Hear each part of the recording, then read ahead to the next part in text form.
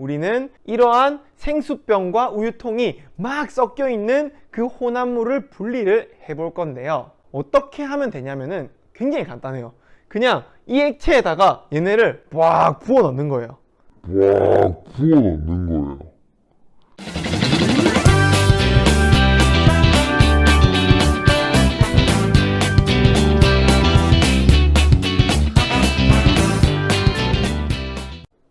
네, 안녕하세요. 과학맛집의 민영쌤입니다. 오늘도 맛있는 과학 수업 한번 진행해 보도록 하겠습니다. 오늘도 마찬가지로 본격적인 수업 시작하기에 앞서서 복습을 먼저 한번 하고 시작해야 되겠죠. 우리 저번 시간에는 뭘 배웠었느냐 하면은 이 혼합물이라는 것을 분리를 하려고 하는데 그 방법들이 굉장히 다양하게 있다 했었어요. 그래서 그 방법으로 첫 번째인 끓는 점을 활용한 혼합물 분리 방법에 대해서 배웠다는 거죠. 네. 그래서 그것이 어떤 내용인지 봤더니 먼저 소금물을 소금과 물로 분리하는 과정을 배웠었어요. 소금물은 어떻게 소금과 물로 분리할 수가 있었죠? 자, 기억해 보세요. 뭐였죠? 네, 바로 이 소금물을 막 가열을 하다 보면은 물이 끓어요. 그쵸? 물이 끓다 보면은 그 물이 수증기로 되어서 점점점 날아간단 말이죠. 그러면서 물의 양만 점점점 줄어들어요. 그러다가 물이 완전히 다 사라지고 나면은 소금만 남게 되었다. 그런 과정을 통해서 우리는 소금물을 소금과 물로 분리한다 라고 배웠었죠. 그래서 이것을 쉽게 정리를 하면은 소금물을 가열을 하게 되면은 소금물 속에 있던 물이 모두 끓어서 날아가게 되죠. 그리고 최종적으로 비커에는 소금만 남게 된다. 요런 과정을 통해서 소금물을 소금과 물로 분리를 했단 말이죠. 그리고 나서 두 번째로는 이 증류라는 걸 배웠었어요. 증류란 무엇이냐 하면은 끓는 점이 작은 두 액체가 섞여 있을 때 두 액체의 끓는 점의 중간쯤 되는 온도로 가열을 하게 되면은 끓는 점이 낮은 액체가 완전히 다 끓어서 없어지게 되는, 그래서 두 액체를 분리하게 되는 그런 과정을 보고 우리는 증류라고 했었죠. 그래서 우리는 지난 시간에 끓는 점이 60도씨인 에탄올과 끓는 점이 100도씨인 물 두 개가 섞인 혼합물을 분리를 할 때 80도씨로 가열을 해주게 되면은 에탄올이 모두 다 끓어서 날아가게 되는데, 그러한 과정을 통해서 우리는 물과 에탄올을 분리할 수 있다 라고 설명을 드렸었잖아요. 그래서 이 증류라는 것은 그렇게 정의할 수 있단 말이에요.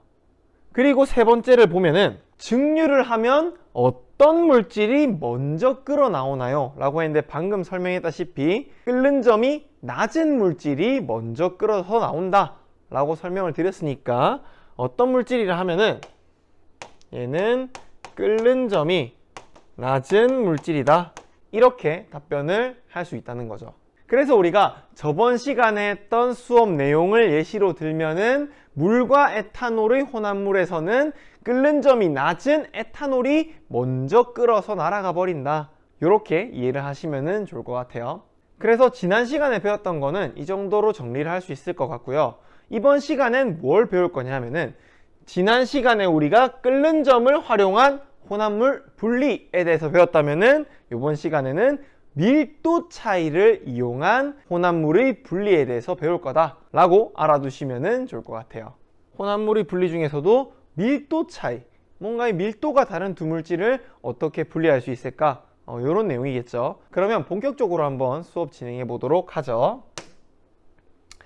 자, 일단 먼저 우리가 이 밀도라는 것에 대해서 조금 가물가물할 것 같아서 쌤이 간략하게 먼저 정리를 하려고 하는데요. 어떻게 밀도 차이를 이용하여 물질을 분리할 수 있을까 해서 우리가 예전에 배웠던 그림을 준비를 해봤어요. 선생님이 이전 시간에 공부를 할 때 이 물질이 뜨고 가라앉는 것의 경향성을 결정짓는 것은 무거운 것이 가라앉는 게 아니라 밀도가 큰 것이 가라앉는 것이다, 이렇게 설명을 드렸었어요. 그래서 이 그림을 보면서 이 하나의 컵에 굉장히 많은 물질들이 들어가 있는데요. 보면은 돌, 글리세린, 물, 플라스틱, 식용유, 나무 이렇게 있죠. 근데 이 중에서도 밀도가 가장 큰 것이 가장 아래쪽에 가라앉아 있고 밀도가 가장 작은 것이 가장 위에 떠 있다, 이런 내용을 설명을 드렸었어요. 그래서 여기에서 밀도 순서대로 언급을 해봐라 라고 얘기를 한다면은 돌이 가장 크고요, 그 다음에 글리세린이 크고요. 그 다음이 물, 그 다음이 플라스틱, 그 다음이 식용유, 그 다음이 나무다. 이렇게 설명을 들었다 이거죠. 그러니까는 우리는 밀도 차이를 이용하여 물질을 분리할 때 물질이 뜨고 가라앉는 그 경향성을 이용을 해서 물질을 분리할 것이다 라고 보시면 좋을 것 같아요. 그래서 정리를 하면요, 밀도가 큰 물질은 가라앉고, 그리고 밀도가 작은 물질은 뜨는, 이러한 현상을 통해서 우리는 혼합물을 분리해 볼 거다 라고 보시면 좋을 것 같습니다. 그런데 우리가 밀도 차이가 나는 물질을 분리를 할 때 이러한 원리를 이용하긴 할 건데, 그 방법에는 두 가지 방법이 있어요. 어떤 방법이 있냐면요, 첫 번째는 고체 혼합물을 분리할 때의 방법이에요. 이 고체 혼합물을 분리를 하기 위해서는 어떠한 특정한 액체가 필요한데요. 그 액체가 어떤 액체냐 하면은 분리하려고 하는 두 고체의 밀도 값의 중간값 정도가 되는 액체가 필요해요. 지금 여기 보시면은 생수병의 밀도는 약 1.38이라고 되어 있죠. 그리고 우유통의 밀도는 약 0.95라고 되어 있단 말이에요. 그래서 이 두 물질을 분리하기 위해서는 이 값들의 중간값 정도가 되는, 뭐 대략적으로 한 밀도가 1.2g/cm 세제곱 정도 되는 액체가 필요하다는 거죠. 그래서 이러한 액체가 준비되어 있다는 가정하에 우리는 이러한 생수병과 우유통이 막 섞여 있는 그 혼합물을 분리를 해볼 건데요. 어떻게 하면 되냐면은 굉장히 간단해요. 그냥 이 액체에다가 얘네를 막 부어 넣는 거예요. 이렇게 막 부어 넣게 되면은 생수병은 어떻게 될까요? 생수병은 이 액체에 뜰까요? 가라앉을까요? 생수병의 밀도는 1.38이고 이 액체의 밀도는 1.2니까, 그러니까 밀도가 누가 더 크죠? 생수병이 더 크죠. 그러니까 생수병이 이 액체에 가라앉게 된단 말이에요. 그런데 반면에 여기 있는 우유통 같은 경우에는 밀도가 어떻죠? 밀도가 이 생수병보다 작죠. 그렇기 때문에 우유통은 뜬다 라고 볼 수 있다는 거죠. 무슨 말인지 아시겠죠? 다시 잘 이해가 안 되면은 잘 곱씹어 보세요. 생수병은 이 액체보다 밀도가 크기 때문에 가라앉고, 그리고 우유통은 이 액체보다 밀도가 작기 때문에 뜬다 라는 요 내용 어려운 거 아닙니다. 우리가 앞에 배웠던 거예요. 그래서 이 생수병은 가라앉고 우유통은 뜨는 이런 상황에서 우리가 그물망, 뜰채를 이용해 가지고 우유통만 막 건져내면은, 그러면 생수통만 남게 되겠죠. 그러고 나서 이 액체를 쭉 빼주게 되면은 생수병도 수거를 할 수 있겠죠. 그래서 이런 방식으로 생수병과 우유통이 섞여 있는 혼합물을 분리를 할 수 있다 라는 내용인 거예요. 그래서 간략하게 정리를 하면은 생수병은 액체에서 가라앉고, 그리고 우유통은 액체 내에서 뜬다. 그러니까는 떠있는 우유통을 뜰채로 건져내기만 하면 된다. 이런 내용인 거예요. 무슨 말인지 아시겠죠? 그래서 고체 혼합물은 이러한 과정을 통해서 분리를 하는 것이고요. 그러면 우리가 고체 혼합물의 분리를 배웠으니까 액체 혼합물의 분리도 배워봐야 되겠죠. 그래서 액체 혼합물의 분리를 봤더니 그림이 너무 장황해요, 그쵸? 근데 내용은 정말 별거 없어요. 그러니까 어떻게 하는 거냐면은, 우선 밀도 차이를 이용해서 액체 혼합물을 분리를 하려고 하면은 한 가지 조건이 필요한데, 그게 뭐냐면 두 액체가 섞이지 않는 액체여야 돼요. 섞이면은 조금 어려워요. 무슨 말인지 아시겠죠? 네. 그래서 섞이지 않는 액체여야 하는데, 대표적으로 뭐 물과 기름이 될 수 있겠죠. 물과 기름을 딱 떠올려 보면은, 우리가 이 물과 기름이 섞여 있는 혼합물을 보게 되면은 두 개의 층이 딱 쌓여 있잖아요. 이럴 때 물과 기름을 분리해내기 위해서는 정말 간단하게 그냥 스포이드로 위에서 쭉 빨아들이는 방법이 있겠죠. 이게 가장 심플하게 떠올릴 수 있는 방법이죠. 그래서 첫 번째는 스포이드를 이용하는 방법이 있고요. 그 다음에 두 번째는 뭐냐면은 분별 깔때기를 이용해서 분리를 하는 거예요. 분별 깔때기라는 것은 이름은 어려운데 사실 별건 아니고요. 그냥 아래쪽에 꼭지가 들어있어 가지고 돌리면은 아래쪽에서부터 쭉 이렇게 액체가 나올 수 있도록 되어 있는 그런 이렇게 물방울 모양을 하고 있는 깔때기를 의미해요.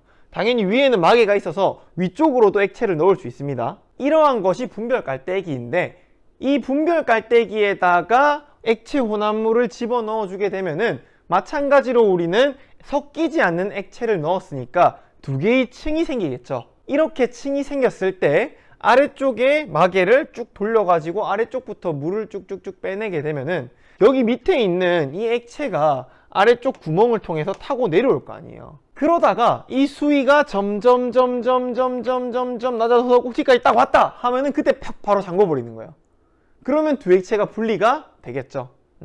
그러고 나서 뭐 다른 데 들고 가서 이제 남은 액체는 따라 버리면 되겠죠. 이러한 방법으로 분리를 하는 것이 액체 혼합물을 분별 깔때기를 활용해서 분리를 하는 방법이라는 거예요.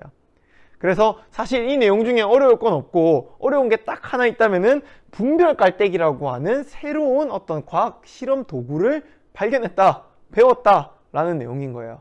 아시겠죠? 어려울 거 하나도 없어요. 그래서 이러한 과정을 통해서 우리는 고체 혼합물과 액체 혼합물을 각각 밀도 차이를 이용해서 분리하는 방법에 대해서 배워본 겁니다. 이로써 우리가 오늘 배워야 될 내용들은 끝이 났어요. 여러분들 오늘 수업도 그렇고 저번 수업도 그렇고 상당히 짧았는데요. 그런 만큼 복습을 잘 해주셔야 됩니다. 아시겠죠? 쌤이 앞에서 복습했던 것처럼. 그러면 내용은 여기까지 하도록 하고요. 오늘도 돌아온 우리의 매콤했던 수업 내용을 순한 맛으로 만들어줄 민용쌤의 순한 맛 시간입니다. 네, 여러분들 오늘은 순한 맛 노트 가지고 오셨죠? 네, 꼭 가지고 오셔야 돼요. 안 가지고 오셨으면 지금이라도 빠르게 가져오세요. 아시겠죠? 네, 그럼 저는 바로 시작하겠습니다. 일단 첫 번째는 뭘 배웠냐 하면은 물질이 뜨고 가라앉는 기준에 대해서 먼저 복습을 한번 했어요. 그쵸? 복습 내용이 무엇이었나요? 네, 복습은 무엇이었냐 하면은 밀도가 낮은 물질은 가라앉고 높은 물질은 뜬다 라고 하는 내용을 배웠었어요. 그래서 아래쪽에 있는 물질일수록 밀도가 큰 것이다 라고 정리를 했었고요. 그 다음에 두 번째로는 뭘 배웠었느냐 하면은 밀도 차이를 이용한 고체 혼합물의 분리 방법에 대해서 배웠었어요. 이 고체 혼합물의 분리 방법은 고체 혼합물을 녹이지 않는 중간 밀도의 액체에다가 담그면 고체 혼합물 중에서 비교적 밀도가 큰 것은 가라앉고 밀도가 작은 것은 뜨기 때문에 서로 분리가 된다 라고 배웠었어요. 네, 그렇죠? 자, 그러고 나서 세 번째로 마지막으로 뭘 배웠었느냐 하면은 액체 혼합물의 분리 방법이었는데, 여기엔 한 가지 조건이 필요했는데 단 이 두 액체는 섞이지 않는 조건이 필요하다라는 것이 필요했고요. 그 다음에 방법은 간단했어요. 스포이드 혹은 분별 깔때기를 이용해서 분리를 하면 된다. 층이 나누어져 있을 때 스포이드는 위쪽에 있는 밀도가 낮은 액체를 쪽쪽쪽 빨아들이기만 하면 되고, 분별 깔때기를 이용할 경우에는 두 층이 나누었을 때 꼭지를 딱 열어주게 되면은 아래쪽에 밀도가 낮은 물질부터 쪼르르 나오는데, 그 경계가 딱 꼭지에 도달하는 순간 빡 잠궈주게 되면은 두 개를 완벽하게 분리할 수 있다. 이렇게 설명을 드렸어요. 그래서 우리가 오늘 배운 것들은 이 정도로 딱 정리를 할 수 있을 것 같아요. 굉장히 간단한 내용들에 대해서 배웠죠. 그래서 오늘 순한 맛은 이 정도고요. 오늘은 저번 시간과 동일하게 한 가지 좋은 소식이 있습니다. 무엇이냐면은 우리 시험 문제 미리 맛보기 시식 코너 시간이 존재한다는 거예요. 좋으신 거 맞죠? 네. 여러분들 시식 코너 오늘은 한 문제 딱 준비되어 있으니까요. 집중해서 딱 문제풀이까지 하나 하고 마치도록 하죠. 자, 문제를 보시면은 또 문제가 뭐가 많아요. 근데 내용 자체는 굉장히 어렵지 않거든요. 오늘 했던 내용 그대로예요. 그러니까 여러분들 정지 버튼 딱 누르고 먼저 문제 푼 다음에 수업을 이어서 들읍시다. 자, 빨리 정지 버튼 누르고 푸세요. 정지 띡 띡. 빨리 정지하세요.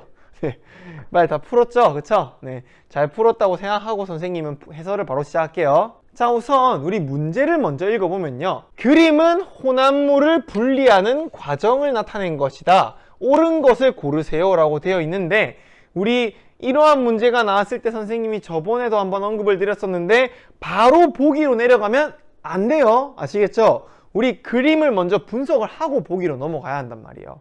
자, 그래서 그림을 한번 보면은 일단은 첫 번째 그림이에요. 이 첫 번째 그림 같은 경우에는 어떤 이 액체에다가 오래된 달걀과 신선한 달걀을 넣었더니 신선한 달걀은 가라앉았고 오래된 달걀은 떠있다 라는 그런 상황을 표현한 것이죠. 우리가 이 그림을 통해서 여기에 지금 한 게 없는데 이거 소금물입니다. 소금물. 자, 이러한 상황에서 우리 알 수 있는 정보가 한 가지 있죠. 무엇이냐 하면은 바로 여기에 있는 신선한 달걀이 밀도가 가장 큰 물질이고, 그리고 그 다음 소금물, 그 다음이 오래된 달걀이다. 그러니까 밀도 순서가 신선한 달걀, 소금물, 오래된 달걀 순으로 크다 라는 내용을 알 수 있죠. 자, 그 다음에 두 번째 내용은 분별 깔때기인데요. 분별 깔때기에 보니까는 안에 액체가 들어있어요. 자, 이 액체 같은 경우에 A와 B의 밀도 크기 정도는 비교를 할 수가 있겠네요. 밀도 크기를 비교하면 누가 더 크죠? 맞아요. 밀도는 B가 더 크고 그 다음으로 A가 작다. 이렇게 볼 수 있는 거겠죠. 이렇게 분석을 딱 해두고 우리 바로 보기로 넘어가 볼게요. 자, 보기를 보면은 1번 밀도는 오래된 달걀이 가장 크고 그 다음 소금물, 그 다음 신선한 달걀이다 라고 나와 있는데 우리가 분석했던 바에 따르면 아니죠. 그래서 1번은 틀린 것이다. 그 다음에 2번 분별 깔때기 속 A와 B는 서로 잘 섞이는 액체이다. 그림만 봐도 딱 알 수 있죠. 굉장히 둘이서 싫어하면서 안 섞이고 있죠. 그쵸? 네, 그래서 잘 섞인 액체이다. 틀린 보기. 자, 그 다음 3번 소금물의 농도를 점점 크게 만들면 신선한 달걀도 떠오른다 라고 되어 있는데 이거 약간 어려워요. 지금 보면은 우리가 문제에서 읽지 않은 한 가지 조건이 있는데요. 그게 뭐냐면 소금물은 농도가 높아질수록 밀도가 커진다. 그러니까는 이 소금물에다가 소금을 계속 넣어주면 넣어줄수록 밀도가 커진다는 거예요. 액체의 밀도가. 액체의 밀도가 점점 커지다가 이 신선한 달걀의 밀도보다 더 커지게 되면은 그러면 신선한 달걀이 슥 하고 떠오르는 상황이 올 수도 있겠죠. 그래서 우리는 소금물의 농도를 점점 크게 만들면 신선한 달걀도 떠오른다. 맞는 보기라 이거예요. 그리고 나서 마지막으로 4번 분별 깔때기 속 액체 중 A가 밀도가 더 크다라고 했는데 우리 아까 전에 그림 분석할 때 B가 밀도가 더 크다라고 얘기를 했었죠. 그래서 우리 4번은 틀린 보기다 라고 본다는 거죠. 그래서 정답은 3번이라고 할 수 있는데요. 요번 문제 사실 만만치 않았지만은 1번, 2번과 4번이 워낙 딱 봐도 아닌 보기였기 때문에 3번을 찾아낸 친구도 있을 것 같고, 아니면은 정말로 깔끔하게 분석을 해서 3번을 푼 친구들도 있을 것 같아요. 그런데 뭐 어찌되었건 잘 하셨고요. 약간 그렇게 의도된 문제예요. 3번 보기가 약간 어렵지만 1번과 2번, 4번 보기가 완전히 틀린 것이다 라는 것을 통해서 유추할 수 있도록 만들어진 문제고요. 아무튼 정답 잘 맞춘 학생들은 박수 박수 드립니다. 여러분도 자축의 의미로 박수 치세요. 네, 잘 하셨고요. 이로써 우리는 오늘 수업은 완전히 끝이 났습니다. 오늘 수업 듣느라 굉장히 또 고생 많으셨고요. 우리 다음 시간에는 첫 번째 끓는 점을 이용한 분리, 두 번째 밀도를 이용한 분리였고요. 세 번째로는 뭘 또 이용해야 되느냐 하면은 용해도를 이용한 분리 방법 중에서 재결정이라고 하는 방법이 있는데 그 재결정에 대해서 한번 알아보도록 할 겁니다. 용어가 약간 어렵지만 내용은 크게 별건 없어요. 자, 그래서 우리 다음 시간에는 이런 내용에 대해서 배울 거라는 거 잘 알아두시고요. 오늘 수업은 여기까지 하고 마치도록 하겠습니다. 저는 과학 맛집의 민혁 쌤이었고요. 다음 시간에 또 만나도록 할게요. 안녕.